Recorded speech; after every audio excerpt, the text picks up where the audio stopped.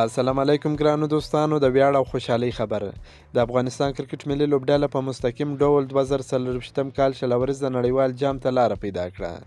افغانستان د کرکټ په شلوريز درجه بندۍ کې د ښه مقام درلودو په خاطر د 2024 کال شلوريز د نړیوال جام ته هم مستقیما لاره پیدا کړه. په دې عکس کې د 12 لوبډلو نومان ویني چې په مستقیم ډول 2024 کال شلوريز د نړیوال جام ته لاره پیدا کړې دي. 2024 کال شلوريز د نړیوال جام په امریکا او ویسټ انډیز کې ترسره کیږي.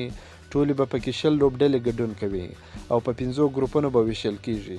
2024 کال شلوريز د نړیوال جام ته ویسټ انډیز او امریکا په اتومات ډول وتلي دي، ځکه دوی دواړه کوربه هیوادونه دي او شلوريز د نړیوال جام په امریکا او ویسټ انډیز کې ترسره کیږي. د 2022 کال شلوريز د نړیوال جام څخه هم 8 ټاپ یا غوره لوبډلې ووتلې.